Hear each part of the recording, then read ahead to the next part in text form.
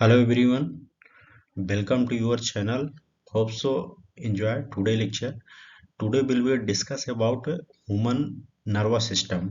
Okay, तो आज हम बात करने जा रहे हैं नर्वस सिस्टम के बारे में। प्रीवियस लेक्चर में हमने एक सिस्टम को फिनिश किया था, that is female reproductive system. ठीक है ना। आज भी एक सिस्टम लेकर आपके सामने प्रेजेंट हुआ हूँ, that is human nervous system. ठीक है ना। इसके बारे में जानकारी लेंगे। प्रीवियस लेक्चर में हमने जो जानकारी दिया था उस लेक्चर को आप जरूर अच्छे से पढ़िए। ठीक है, तो चलिए स्टार्ट करते हैं इसमें।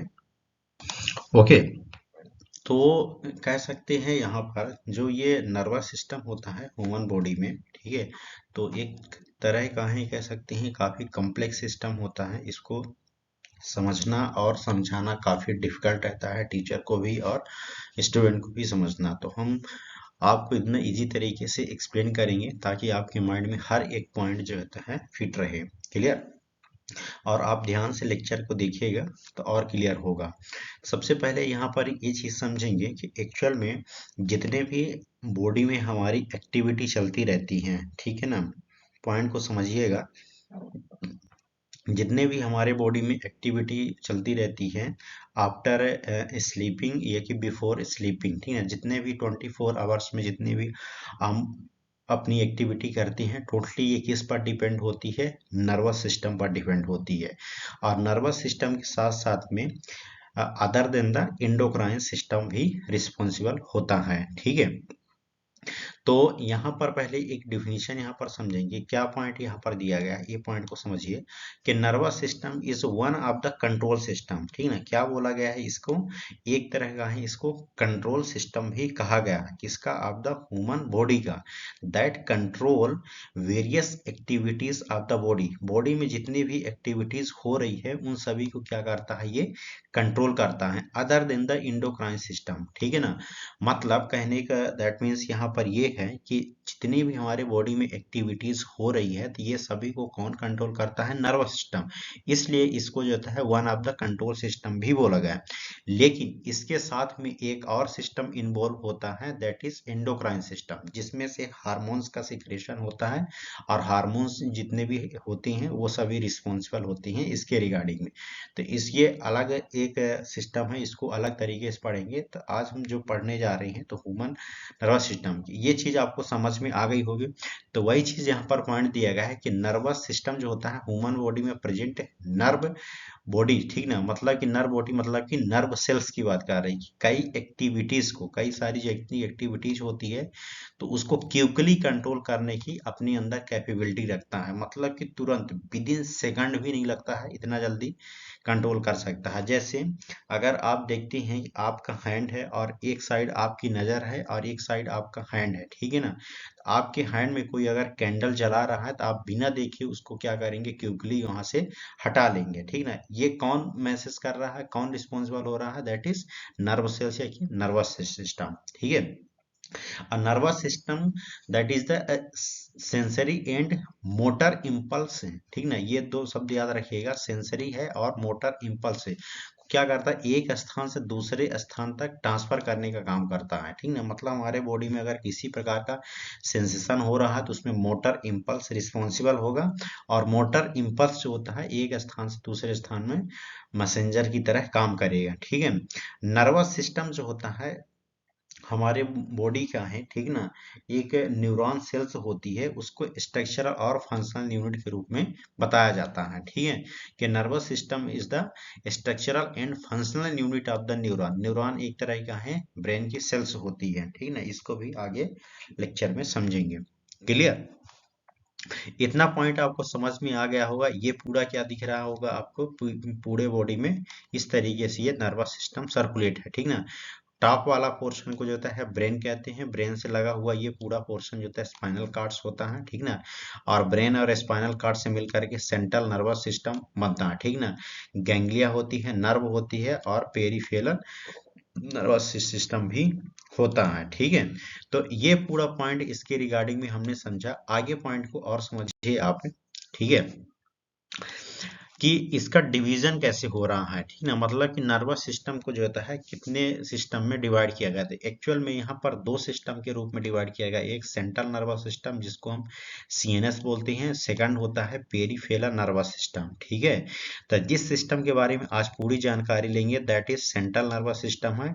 नेक्स्ट लेक्चर हम तैयार करेंगे इसके रिगार्डिंग में पेरिफेरल नर्वस सिस्टम को, ठीक है। तो सेंट्रल नर्वस सिस्टम जो होता है एक तरह का ब्रेन और स्पाइनल कार्ड इन दोनों से मिलकर बना होता है, ठीक है। और ब्रेन और स्पाइनल कार्ड के डिफरेंट डिफरेंट पार्ट्स में जो होता है डिवाइड होता है। आप यहाँ पर देख सकते हैं ये पूरा ब्रेन एरिया होता है और ये वाला पोर्शन जो होता है ये स्पाइनल कार्ड होता है, ठीक है ना। ब्रेन में भी जो होता है तीन पार्ट्स होती हैं, फोर ब्रेन होता है, मिड ब्रेन होता है और हिंड ब्रेन होता है। इसको अभी एक हम फ्लो चार्ट से भी समझेंगे। स्पाइनल कार्ड में भी जो होता है सर्वाइकल है, थोरेसी है, लंबर है, सेक्रल है और कोक्लियल है, ठीक ना। ये सभी पार्ट्स किसमें प्रेजेंट होते हैं, स्पाइनल कार्ड में प्रेजेंट होते हैं, जो कि 5 सेगमेंट में ये डिवाइड होता है। जबकि ब्रेन जो होता है ये 3 सेगमेंट में डिवाइड होता है। क्लियर। अब हम यहाँ पर थोड़ी सी इसके बारे में समझ लेते हैं। अभी थोड़ी सी इंट्रोडक्शन चल रहा है, ठीक है, चीज को समझिए आप। पेरिफेरल नर्वस सिस्टम के अंतर्गत टू पार्ट्स में इसको डिवाइड करके बताया जाता है। एक सोमैटिक नर्वस सिस्टम होता है, सेकंड यहाँ पर होता है autonomic nervous system. Somatic nervous system जो होता है ये सोमैटिक नर्वस सिस्टम हमारे बॉडी के विल पावर को कंट्रोल करने की क्षमता रखता है, ठीक ना। मतलब कि कोई चीज अगर आप कंट्रोल कर रहे हैं, हैंड उठा रहे हैं, नीचे रख रहे हैं, कोई बैलेंस बना रहे हैं, तो ये सोमैटिक नर्वस सिस्टम के अंतर्गत आएगा। तो इसको ये कंट्रोल करने की इसके अंदर कैपेबिलिटी होती है। जबकि ऑटोमेटिक नर्वस सिस्टम जो होता है इसके अंदर विल पावर नहीं होती है, ठीक ना। मतलब कि इसके अंदर जो होता है क्षमता नहीं होती, कैपेबिलिटी नहीं होती कंट्रोल करने की, ठीक ना। और ये टू टाइप्स के होते हैं, एक सिंपैथेटिक नर्वस सिस्टम होता है, ठीक है, और सेकंड होता है पैरासिम्पैथेटिक नर्वस सिस्टम। ये फ्लोर चार्ट से भी आप समझ सकती हैं, ठीक है। ये नर्वस सिस्टम है, नर्वस सिस्टम को दो डिवीजन में रखा गया, सेंट्रल नर्वस सिस्टम और सेकंड है peripheral nervous system. Central nervous system के अंतर्गत ब्रेन आता है और स्पाइनल कार्ड आता है, जबकि पेरिफेरल नर्वस सिस्टम के अंतर्गत सोमैटिक नर्वस सिस्टम है और ऑटोनोमिक नर्वस सिस्टम है। फिर यहाँ पर ऑटोनोमिक जो नर्वस सिस्टम है इसको दो पार्ट्स में और डिवाइड करती हैं। एक सिंपैथेटिक नर्वस सिस्टम होता है, सेकंड होता है पैरासिम्पैथेटिक नर्वस सिस्टम, ठीक है। ये फ्लो चार्ट को आप जरूर अपने माइंड में रखिएगा क्योंकि यहाँ से क्वेश्चन काफी जनरेट होते हैं। क्लियर। आगे यहाँ पर और थोड़ी सी इसकी गहराई में चलते हैं, ठीक है। अभी तो ये फ्लो चार्ट देखिए, अब ये फ्लो चार्ट को और थोड़ी सी डीप में चलते हैं, ठीक है।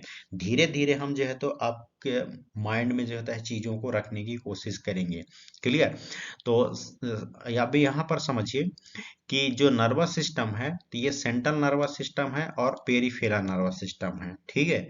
तो सेंट्रल नर्वस सिस्टम का भी हमने बताया कि ये ब्रेन और स्पाइनल कार्ड से मिलकर बना होता है। लेकिन ब्रेन भी जो होती है तीन पार्ट में डिवाइड होती है, एक फोर ब्रेन होती है, एक मिड ब्रेन होती है और एक हिंड ब्रेन होती है, ठीक। फोर ब्रेन के अंतर्गत क्या क्या आता है, सेरेब्रम आता है और ऑल फैक्ट्री जो होता है लोब्स आती हैं। क्लियर। हिंड ब्रेन के अंतर्गत सेरेबेलम आता है, पोन्स आता है और मेडुला ऑब्लिंगेटा आता है, ठीक है। एक चीज बच्चों के यहाँ पर काफी कंफ्यूजन रहता है सेरेब्रम और सेरेबेलम में।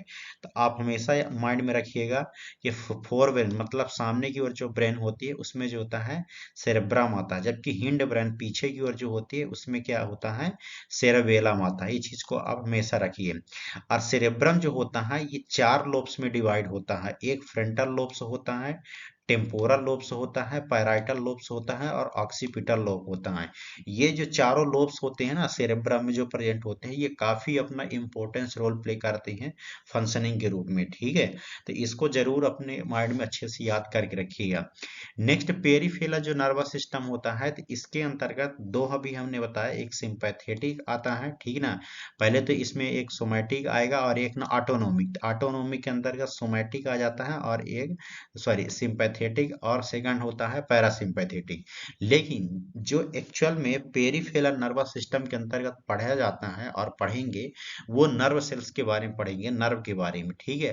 तो नर्व टू टाइप्स की होती है, एक क्रेनियल नर्व होती है और एक स्पाइनल नर्व होती है। तो क्रेनियल नर्व जो होती है ये 12 पेयर में प्रेजेंट होती है। हमेशा अपने माइंड में रखिए क्योंकि क्वेश्चन यहाँ से पूछा गया है कि which number of the cranial nerve present in the peripheral nervous system. ठीक है, तो आप माइंड में अपने रखिएगा 12 पेयर्स में रहती है, और नंबर में देखा जाए तो ये 24 रहती है, जबकि स्पाइनल नर्व जो होती है ये 31 पेयर्स में होती है, और नंबर में देखा जाए तो 62 नंबर में होती है। क्लियर? तो इस तरीके से आप ये चार्ट को अपने माइंड में बैठा के रखिएगा, क्योंकि क्वेश्चन यहाँ से काफी जनरेट होते हैं। ये अगर आप फ्लो चार्ट अपने माइंड में बैठा लीजिए तो समझ जाइए कि आप सेंट्रल नर्वस सिस्टम और पेरिफेरल नर्वस सिस्टम समझ गए। क्लियर?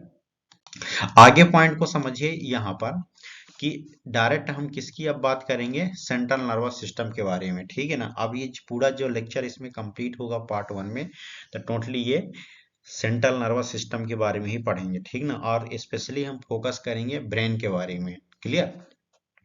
तो सेंट्रल नर्वस सिस्टम जो होता है ब्रेन और स्पाइनल कॉर्ड से मिलकर बना होता है। ठीक ना, और ये डिफरेंट डिफरेंट जो होता है पार्ट्स में डिवाइड होता है, जिसमें से ब्रेन 3 पार्ट्स में होती है, फोर ब्रेन, मिड ब्रेन और हिंड ब्रेन। स्पाइनल कॉर्ड जो होता है 5 सेगमेंट में डिवाइड होता है, सर्वाइकल है, थोरेसिस है, लंबर है, सेक्रल और कोक्सियल है।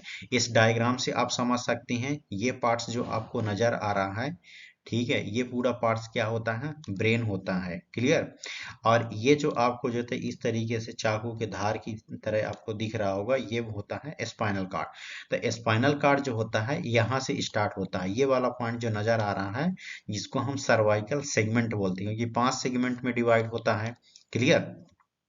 सेकंड सेगमेंट होता है थोरेसिक सेगमेंट, यहाँ से लेकर के यहाँ तक ये थोरेसिक सेगमेंट होता है। क्लियर? और फिर नेक्स्ट यहाँ से लेकर के यहाँ तक लंबर सेगमेंट होता है, लंबर के जस्ट नीचे जो होता है सेक्रल होता है, और सेक्रल के जस्ट नीचे जो होता है कोक्लियर सेगमेंट होता है। क्लियर? तो कुछ इस तरीके से ये अपना जो होता है पार्ट्स में डिवाइड होते हैं, तो इसको जरूर अपने माइंड में रखिएगा। क्लियर? नेक्स्ट हम यहाँ पर डिटेल्स देखते हैं ब्रेन के बारे में। ठीक ना, ब्रेन जो होता है सेंट्रल नर्वस सिस्टम सीएनएस का पार्ट्स होता है, जो कि कहाँ सिचुएटेड है, ये क्रेनियल कैविटी। ठीक ना, कैविटी का मतलब होता है खोखला पार्ट, और क्रेनियल का मतलब होता है ये पूरा जितना पार्ट्स ये बात कर रहा है। ठीक है, तो ये क्रेनियल पार्ट्स कैविटी में प्रेजेंट होता है, और लगभग ये 1400 से लेकर के 1500 ग्राम जो होता है पाया जाता है। ठीक ना, मतलब केजी में अगर देखा जाए तो 1.4 से लेकर के 1.5 केजी में होता है, और ये डिपेंड करता है ये जेंडर के ऊपर कि मेल का ब्रेन है कि फीमेल का ब्रेन है। क्लियर? और ह्यूमन बॉडी में लगभग कह सकते हैं सभी एक्टिविटी को कंट्रोल करने की क्षमता ब्रेन के पास होती है। ब्रेन में जो होता है 3 पार्ट्स है, जो अभी हमने एक्सप्लेन किया, फोर ब्रेन, मिड ब्रेन और हिंड ब्रेन। फोर ब्रेन के अंतर्गत आप समझ लेते हैं, थोड़ी थोड़ी हम डिटेल्स में चल रहे हैं। ठीक है, ये चीज को आप समझिए। फोर ब्रेन के अंतर्गत सेरेब्रल हेमिस्फीयर पाया जाता है, बेसल गैंग्लिया होता है, हिपोकैम्पस होता है, थैलेमस होता है, हाइपोथैलेमस होता है, मेटाथैलेमस होता है, सब थैलेमस होता है। ये किसके अंतर्गत पाया जाता है, फोर ब्रेन के अंतर्गत। क्वेश्चन जरूर यहाँ से जनरेट होते हैं, और हर एक पॉइंट क्वेश्चन जनरेट होते हैं, तो अपने माइंड में बैठाते चलिए आप। क्लियर? नेक्स्ट यहाँ पर होता है मिड ब्रेन। मिड ब्रेन के अंतर्गत दो होते हैं, एक होता है रेक्टम और सॉरी टेक्टम होता है, और सेकंड होता है सेरेबेलर पेडुनकल। ठीक है ना, ये आप अपने माइंड में रखिएगा दो शब्द को, एक बोलते हैं टेक्टम, सेकंड होता है सेरेबेलर पेडुकल। क्लियर? और थर्ड जो ब्रेन का नाम होता है उसको बोलते हैं हिंड ब्रेन। हिंड ब्रेन में 3 पार्ट्स आते हैं, पोन्स आता है, सेकंड मेडुला ऑब्लंगेटा, और थर्ड होता है सेरेबेलम। क्लियर?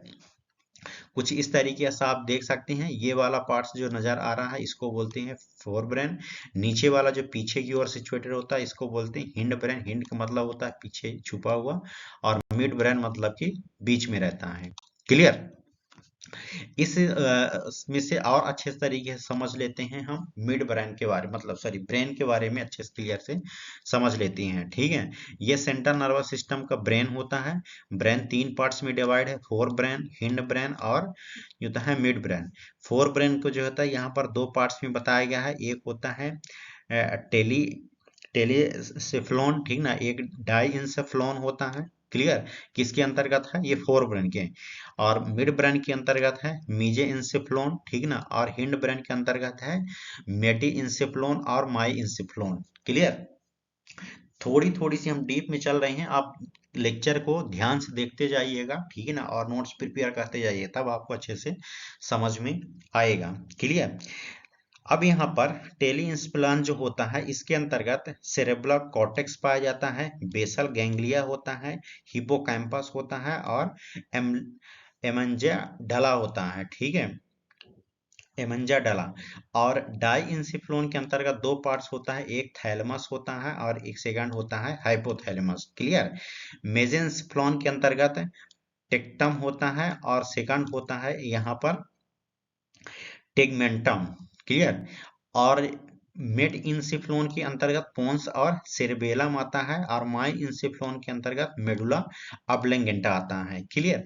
तो यहाँ पर थोड़ी थोड़ी सी हम डिटेल्स जा रहे हैं, तो इन क्या है ना, इसलिए यहाँ पर ये चीजें हम एक्सप्लेन कर रहे हैं आपके लिए, क्योंकि अब तो इतना कंपटीशन हो चुका है कि क्वेश्चन कहीं से भी जनरेट होता है और आपको एकेडमिक एग्जाम में काफी जो होता है डिजाइन और सजा के लिखना पड़ता है, इसलिए बता रहे हैं। क्लियर। चलिए यहाँ पर थोड़ी सी इसको हम स्ट्रक्चर से समझ लेते हैं कि कौन सा आर्गन कहाँ पर प्रेजेंट है। आपको ये जो कलर नजर आ रहा होगा, यहाँ पर जो होता है आपका पैराइटल लोब्स होता है, ठीक ना, और पैराइटल लोब्स में ही प्रेजेंट होता है सेंट्रल सल्कस है, ठीक ना। कभी कभार पूछ देगा कि सेंट्रल सल्कस जो होता है किस लोब्स में सिचुएटेड होता है, तो आप माइंड में रखिएगा कि पैराइटल लोब में, ठीक है। नेक्स्ट यहाँ पर फ्रंटल लोब, सामने की ओर जो लोब होता है, तो इसके ऊपर जो होता है सेरेब्रल कॉर्टेक्स होता है, ठीक है, और सेरेब्रल कॉर्टेक्स ही ओनली प्रेजेंट होता है। और यहाँ पर जो सेंट्रल वाला पार्ट्स होता है, इसको बोलते हैं थैलेमस, ठीक ना, ये वाला जो पार्ट्स होता है, थैलेमस के ऊपर जो होता है एक और लेयर से रहता है, जिसको हम कार्पस कोलोसम कहते हैं। लेटरल वेंट्रिकल्स पाया जाता है और यही लेटरल वेंट्रिकल्स पास में ये सीएसएफ का फॉर्मेशन होता है। हाइपोथैलेमस नीचे सिचुएटेड होता है। टेम्पोरल लोब में जो होता है किसी प्रकार का आर्गन नहीं है। किडनी शेप में आपको जो होता है पोन्स नजर आएगा, बीन शेप में। पोन्स के नीचे ही मेडुला ऑब्लंगेटा होता है और मेडुला ऑब्लंगेटा के नीचे ब्रेन स्टेम होती है, ठीक है। पीछे साइड जो होता है ये सेरेबेलम होता है और सेरेबेलम में जो होता है ये फ्लावर के रूप में आपको नजर आ रहा है, सेरेबेलर कॉर्टेक्स है, ठीक ना। पीछे की ओर जो होता है ऑक्सीपिटल लोब होता है। क्लियर। इतना अपने माइंड में इन सभी शब्द को समझ के रखिए कौन कहाँ प्रेजेंट है, आगे हम इनका डिटेल से समझते हैं। क्लियर।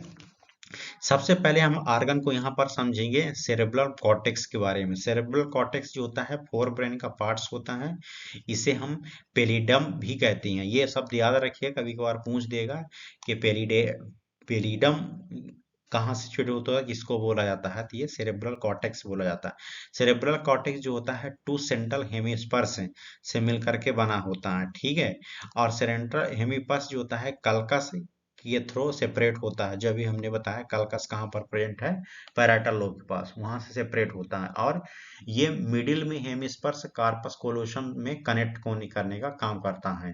फोर लोब्स होते हैं इसके, फ्रंटल लोब्स होता है, पैराइटल लोब्स होता है, ऑक्सीपिटल लोब होता है, टेम्पोरल लोब्स होता है। इससे भी आप समझ सकते हैं ब्रेन के पार्ट्स में ये पॉइंट आपको पैराइटल लोब है, पीछे वाला ऑक्सीपिटल लोब है, ये से वेलम होता है, और सामने की ओर फ्रंटल लोब्स होता है, और ये साइड में टेम्पोरल होता है जहां पर कनपट्टी होती है। क्लियर। और भी थोड़ी सी यहाँ पर डिटेल समझ लेते हैं, फिर देन इसके बाद इसके फंक्शन में आते हैं, ठीक है।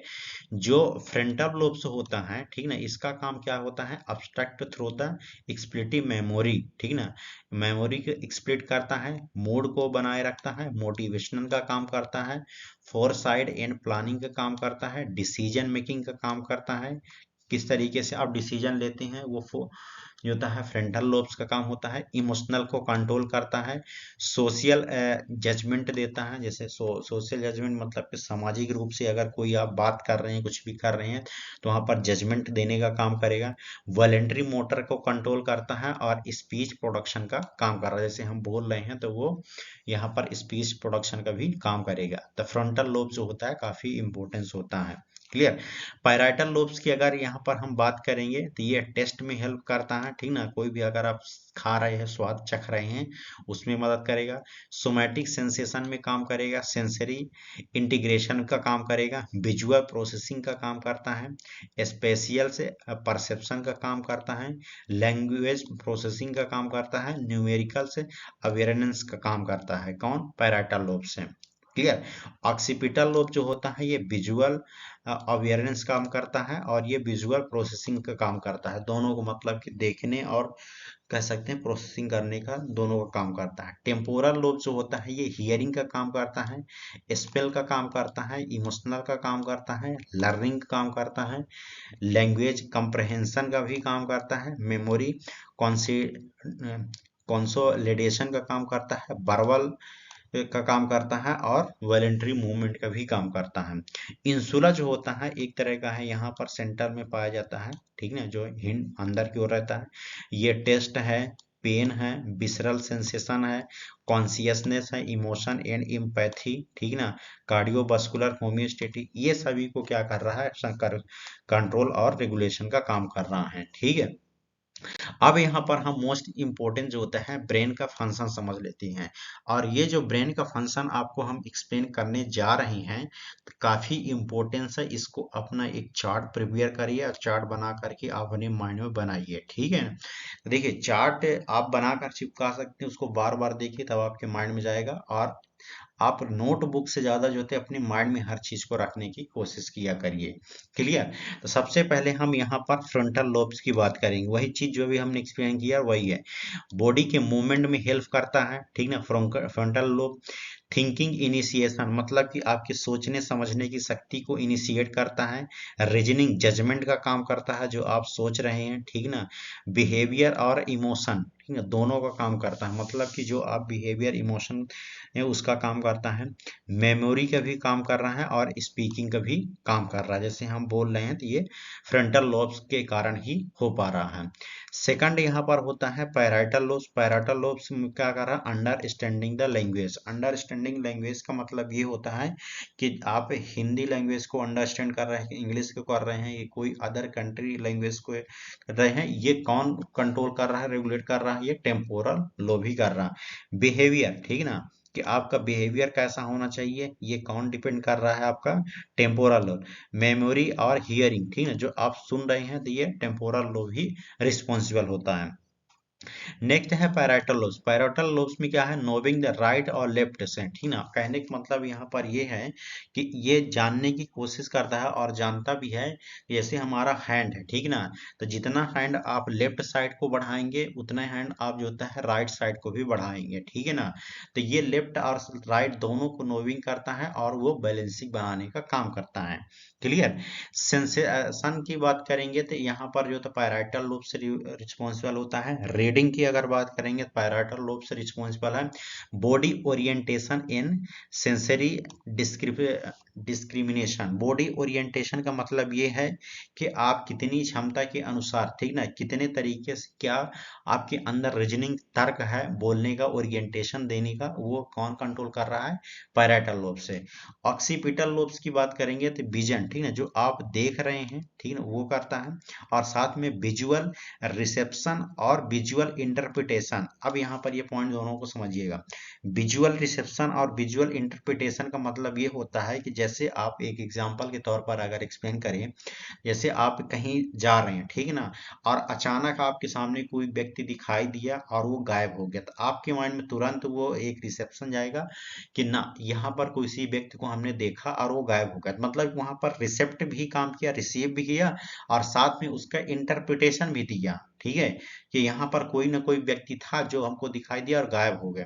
तो ये कौन रिस्पॉन्सिबल हो रहा है, ऑक्सीपिटल लोब हो रहा है, क्लियर। सेरेबेलम की अगर बात करेंगे तो ये बैलेंसिंग का काम करता है, कोऑर्डिनेशन का काम करता है, ठीक ना, और फाइन मसल्स को भी कंट्रोल करने का काम करता है। ब्रेन स्टेम की अगर बात करेंगे तो ये कॉन्शियसनेस का काम करेगा, ब्रीथिंग का काम कर रहा है, ब्लड प्रेशर को रेगुलेट कर रहा है, हार्ट बीट को रेगुलेट कर रहा है, अल्टरनेट की स्लीप की बात कर रहा है, ठीक ना, बॉडी टेम्परेचर को रेगुलेट कर रहा है, डाइजेशन को रेगुलेट कर रहा है, और स्लोविंग निगलने की जो प्रोसेस हो रही, कुछ की चीज आप खा रही हैं, वो कौन कंट्रोल कर रहा है, ब्रेन स्टेम ही कंट्रोल कर रहा है और रिस्पॉन्सिबल हो रहा है। तो it was all about function of the brain. आप ये फंक्शन को जरूर अपने माइंड में रखिए, क्योंकि यहाँ से काफी क्वेश्चन जो होते हैं जनरेट होते हैं, क्लियर। चलिए आगे समझ लेते हैं हम यहाँ पर थोड़ी सी लेयर के बारे में। ब्रेन में एक लेयर पाई जाती है जिसको बोला जाता है मेनिंजस, ठीक है ना। और ये मेनिंजस जो होती है 3 लेयर से मिलकर के बनी होती है। तो सबसे पहले ऊपरी वाली जो लेयर होती है, ये लेयर नहीं है, ये स्किन है। स्किन से अटैच होती है एक पेरिओस्टियम, ठीक है ना। पेरिओस्टियम के बाद जो होता है ब्रेन होती है जिसको हम क्रेनियल ब्रेन बोलते हैं। अब ये क्रेनियल बोन के अंतर्गत जो होता है ये 3 ब्रेन जो लेयर प्रेजेंट होती है। एक को बोला जाता है ड्यूरा मैटर, और एक को बोला जाता है एरेक्नोइड मैटर, और एक को बोला जाता है पिया मैटर। इसकी ट्रिक है याद करने की, आप याद रखिएगा कि पैड से आप याद रखिएगा PAD, ठीक है ना। कि P से हो जाएगा पिया मैटर, ए से हो जाएगा एरेक्नोइड मैटर, और डी फार हो जाएगा ड्यूरा मैटर। इससे आप याद रखिएगा मेनिंजस लेयर को।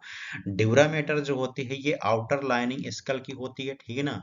और एरेक्नोइड जो होती है ये मिडिल लेयर होती है जो कि ब्लड वेसल्स और साथ में एक सब एराक्नोइड स्पेस कंटेन करती है, और इसी सब एराक्नोइड स्पेस में जो होता है CSF जो होता है फिल रहता है, ठीक है। पिया मैटर जो होती है ब्रेन की अंदर वाली लेयर होती है, और ये काफी पतली लेयर होती है। आप यहाँ पर देख सकते हैं ये जो यहाँ से इससे अटैच होती है बहुत ही पतली होती है, इसको बोला जाता है pia mater. Adhere the closely to the surface of the brain, brain के सरफेस ये क्लोजली अडेयर रहती है। फिर इसके ऊपर जो होती है एराक्नोइड मैटर की लेयर होती है जो काफी पतली होती है। ड्यूरा मैटर जो होती है इससे मोटी होती है, ठीक ना। इस तरीके से तो 4 लेयर से जो होता है ब्रेन मिल करके बनी होती है। अब यहाँ पर एक चीज आपको बता रहे थे, ठीक है ना, कि एक स्पेस पाया जाता है जिसको बोलते हैं सब एरोक्नोइड स्पेस, ठीक ना। यहाँ पर देखिए आप, ये जो एरिया नजर आ रहा होगा इस इमेज से समझिए, ठीक ना, ग्रीन कलर में, यही होता है सब एरोक्नोइड स्पेस, और यही सब एरोक्नोइड स्पेस के बीच में ही प्रेजेंट होता है सियसिया फ्लूइड, ठीक है ना। तो ये चीज को भी आप याद रखिएगा। नेक्स्ट हम बात करेंगे यहाँ पर बेसल गैंग्लिया के बारे में। बेसल गैंग्लिया जो होती है ये ग्रे मैटर का बना हुआ एक मास होता है, ठीक ना, जो सेरेब्रल हेमिस्फीयर के इंफेरियर में लोकेटेड होता है। कहाँ पर लोकेटेड होता है? इंफेरियर पर। ये वाला पॉइंट आपको जो नजर आ रहा है ओवल टाइप का, इसी को बोला जाता है basal ganglia. Basal ganglia extra pyramidal system का पार्ट्स होता है, ठीक ना। और इसके जो होता है 3 कंपोनेंट्स होते हैं। एक होता है कार्पस स्टेट्रम, ठीक ना। सेकंड होता है सब स्टेटियम निग्रा, और थर्ड होता है सब थैलेमिक न्यूक्लियस, ठीक है। 4 इसके जो कंपोनेंट्स पाए जाते हैं। फंक्शन की अगर बात करेंगे तो control of the muscle tone, ठीक है। हमारे बॉडी में जो मसल टोन हो रही है उसको कंट्रोल करता है। मोटर एक्टिविटी को कंट्रोल करता है। रिफ्लेक्स मसल एक्टिविटी को कंट्रोल करता है। ऑटोनोमी के एसोसिएटेड मूवमेंट जो हो रहा है बॉडी में उसको कंट्रोल करता है। एरोसल मैकेनिज्म को कंट्रोल करता है। न्यूरोट्रांसमीटर को का सिक्रेशन करता है। ये सभी किसके लिए कौन रिस्पॉन्सिबल हो रहा है? बेसल गैंग्लिया जो ऑर्गन है वो रिस्पॉन्सिबल हो रहा है, ठीक है। नेक्स्ट ऑर्गन की बात करेंगे थैलेमस। थैलेमस एक तरह का लार्ज कैविटी ग्रे मैटर का मास होता है जो कि फोर ब्रेन के बायलेटरल में लोकेटेड होता है। कहाँ पर ये जो लोकेटेड होता है? फोर ब्रेन के बायलेटरल। इस तरीके से जो ग्रीन कलर का पूरा नजर आ रहा है इसी को बोला जाता है थैलेमस। थैलेमस के स्ट्रक्चर जो हो के न्यूक्लियस में जो होता है कुछ यहाँ पर जो होता है 4 से 5 न्यूक्लियस पाए जाते हैं, जिसमें से मिड लाइन न्यूक्लियस होता है, इंट्रालेमिनर न्यूक्लियस होता है, मीडियल न्यूक्लियाई होता है, ठीक ना, लेटरल न्यूक्लियाई होता है, और पोस्टेरियर न्यूक्लियाई होता है, ठीक ना। मिडिल होता है, मीडियल होता है, लेटरल, पोस्टेरियर और इंट्रा। आप याद रखिएगा पांचों को। फंक्शन की बात करेंगे तो थैलेमस जो होता है really centre for the all sensation, clear, processing of the sensory information, information को ये प्रोसेसिंग करता है। Determination of the quality of the sensory information, clear. Centre for the sexual sensation, मतलब कि सेक्सुअल जो सेंसेशन हो रहा है वो थैलेमस ही रिस्पॉन्सिबल होता है। Function of the arousal mechanism and alertness, ठीक ना। रिफ्लेक्स एक्टिविटी का कार्य करता है। Integration of the motor activity, ये सभी के लिए कौन रिस्पॉन्सिबल होता है? थैलेमस रिस्पॉन्सिबल होता है, क्लियर। हम यहाँ पर समझेंगे हाइपोथैलेमस। हाइपोथैलेमस जो होता है ये भी फोर ब्रेन का पार्ट्स होता है, जो कि थैलेमस की इन्फेरियर एंड प्यूटरी ग्लैंड के सुपीरियर में लोकेटेड होता है। कहाँ पर? ये इन्फेरियर मतलब कि नीचे की ओर, और सुपीरियर मतलब होता है ऊपर की ओर। और ये कहाँ पर सिचुएटेड है? ये कुछ इस तरीके से, ये जो लटका हुआ पार्ट्स नजर आ रहा होगा ये प्यूटरी ग्लैंड है, और प्यूटरी ग्लैंड के ये सुपीरियर पार्ट्स में ये सिचुएटेड हैं। ठीक है। तीन इसके जो होता है न्यूक्लियाई होते हैं, एक anterior group of nuclei, middle group of nuclei, और थर्ड जो होता है ये पोस्टेरियर ग्रुप ऑफ न्यूक्लियाई होता है। ठीक है। फंक्शन ऑफ द हाइपोथैलेमस की बात करेंगे तो secretion of the posterior pituitary hormones. ठीक है, मतलब कि पोस्टेरियर पिट्यूटरी से जो हार्मोन्स का सिक्रेशन हो रहा है तो उसके लिए हाइपोथैलेमस ही रिस्पॉन्सिबल होता है। ठीक है। Control of the anterior pituitary gland, ठीक ना, control of the adrenal cortex and medulla, जो किडनी में एड्रिनल ग्लैंड प्रेजेंट होती है उसके कॉर्टेक्स और मेडुला को कंट्रोल करता है। ऑटोनोमिक नर्वस सिस्टम को कंट्रोल करता है, हार्ट रेट को रेगुलेट करता है, ठीक ना, ब्लड प्रेशर को रेगुलेट करता है, बॉडी टेम्परेचर को रेगुलेट करता है, hunger and regulation of the food intake, मतलब कि जो फूड आप खा रही हैं, भूख बढ़ा रही हैं, ठीक ना, उसको कंट्रोल करता है, वाटर बैलेंस को रेगुलेट करता है, इमोशन को रेगुलेट करता है, और सेक्सुअल फंक्शन को भी रेगुलेट करता है हाइपोथैलेमस। ठीक है। तो फंक्शन जरूर आप हर एक ऑर्गन के याद रखिए, क्योंकि क्वेश्चन जनरेट होती हैं। क्लियर। नेक्स्ट हम समझेंगे ब्रेन स्टेम। ठीक ना, ब्रेन स्टेम जो होता है ये मेडुला ऑब्लंगेटा, ठीक है ना, और पोन्स और मिड ब्रेन से मिलकर के बना होता है। आप यहाँ पर भी देख सकते हैं, ठीक है, कि ये वाला जो होता है मिड ब्रेन होता है, ये होता है पोन्स होता है, और ये मेडुला ऑब्लंगेटा होता है। ये सभी किसके पार्ट्स होते हैं? ब्रेन स्टेम के पार्ट्स होते हैं। ठीक है, तीन पार्ट्स होते हैं। मेडुला ऑब्लंगेटा की अगर बात करेंगे तो मेडुला ऑब्लंगेटा को हम मेडुला भी कहते हैं, जो कि medulla oblongata lower most parts होता है किसका? ब्रेन का है। ये जो लोअर मोस्ट पार्ट्स होता है किसका है? ये ब्रेन का है। ठीक ना। और ये कहाँ प्रेजेंट होता है? इंफीरियर टू द पोन्स, ठीक ना, पोन्स के जो होता है इंफेरियरी मतलब कि नीचे की ओर, क्लियर, प्रेजेंट होता है। और कंटिन्यू द स्पाइनल कार्ड, और ये पूरा जो होता है किससे लगा हुआ रहता है? स्पाइनल कार्ड से कंटिन्यू लगातार लगा रहता है। Medulla oblongata spinal cord create the pathway for the ascending and descending tract है। मतलब कहने के यहाँ पर ये है कि जो ये मेडुला ऑब्लंगेटा है ना, ठीक है, तो इसके पाथवे मतलब कि असेंडिंग वाला पाथवे और डिसेंडिंग वाला पाथवे दोनों को क्रिएट करने का काम करता है। क्रिएट्स मतलब कि बनाने का काम कर रहा है। क्लियर। नेक्स्ट इसका फंक्शन को समझेंगे कि मेडुला का फंक्शन क्या होता है, कि रिस्पायरेशन, रिस्पायरेशन की जो प्रोसेस हो रही है, आप सांस ले रही हैं, वो मेडुला ऑब्लंगेटा रेगुलेट कर रहा है। ब्लड प्रेशर और हार्ट रेट को भी कंट्रोल करता है। स्लोविंग की जो प्रोसेस कर रहे हैं, वोमिटिंग जो हो रहा है, ठीक है, तो इसको भी रेगुलेट करता है मेडुला ऑब्लंगेटा। सलाइवरी ग्लैंड को भी रेगुलेट कर रहा है। क्रेनियल नर्व, और cranial nerve present fifth, eight, tenth, eleventh और ट्वेल्थ है, ठीक है, मतलब कि पांच जो क्रेनियल नर्व होती है वो मेडुला ऑब्लंगेटा के थ्रू ही कंट्रोल होती है। Regulation of the function of the vestibular apparatus, ठीक ना, वेस्टिबुलर जो अपरेटस होता है उसको भी रेगुलेट कर रहा है। क्लियर। पोन्स की अगर यहाँ पर हम बात करेंगे तो पोन्स होता है एक तरह का है हिंड ब्रेन का पार्ट्स होता है, जो कि मेडुला ऑब्लंगेटा, ठीक है ना, और मिड ब्रेन दोनों के बीच का जो क्रिएशन हो रहा है तो उसके लिंक का काम कर रहा है। ठीक ना, कहने का मतलब ये है कि ये हो गया आपका मेडुला ऑब्लंगेटा, ठीक है ना, और ये वाला जो हो गया ये मिड ब्रेन। ठीक है, तो इन ब्रेन के बीच में जो होता है ये प्रेजेंट होता है, जिसको बोला जा रहा है पोन्स है। जैसे सपोज दैट कोई अपने जो होता है मुट्ठी बनाइए, ठीक है ना, हाथ का है, आप एक मुट्ठी बनाइए और उसमें एक डंडा पकड़िए, और डंडा से जो होता है डंडा को मुट्ठी से आप दबा लीजिए, तो जो दबा रहे हैं, ठीक है ना, अपनी हैंड से, तो वो पोन्स हो जाएगा। और जो जिस डंडे को आप दबा रहे हैं वो क्या हो जाएगा? आपका मेडुला ऑब्लंगेटा। ठीक है। तो इस तरीके से ये रहता है। इसके फंक्शन की बात करेंगे तो axon of the pons connect to the cerebellum and the cerebral cortex, जो सेरेब्रल कॉर्टेक्स ब्रेन में प्रेजेंट होता है और जो सेरेबेलम होता है, इन दोनों को बीच कनेक्ट करने का काम करता है। Pyramidal tract passes through the pons, pons के थ्रू ही क्या हो रहा है? पिरामिडल टेक्ट की पासेस हो रही है। Clear. Regulation of the cranial nerve में 5th 6th 7th 8th 9th and 10th है, मतलब 5 से लेकर के 10 तक जो 6 यहाँ पर क्रेनियल नर्व है प्रेजेंट है, तो इसको रेगुलेट कर रहा है और साथ में रिस्पायरेशन की प्रोसेस को भी रेगुलेट करता है। क्लियर। नेक्स्ट हम समझेंगे यहाँ पर जो होता है मिड ब्रेन। मिड ब्रेन जो होती है दो पार्ट्स होते हैं, टेक्टम होता है, सेकंड होता है सेरेब्रम पेडुंकल्स है, ठीक ना, पेडुंकल्स होता है। अब यहाँ पर जो ये दोनों मिड ब्रेन प्रेजेंट है, ठीक ना, ये वाला जो एरिया होता है इसको बोला जाता है मिड ब्रेन। अब इसका कार्य क्या होता है कि ये मसल्स के टोन को रेगुलेट करता है, regulation of the complex muscular movement, ठीक ना, आई वॉल मूवमेंट और स्किल्ड मूवमेंट, इन सभी को जो है क्या कर रहा है, रेगुलेट करने का काम कर रहा है। कौन काम कर रहा है यहाँ पर, जो होता है मिड ब्रेन। क्लियर। नेक्स्ट और लास्ट जो ऑर्गन इसके रिगार्डिंग में है दैट इज सेरेबेलम।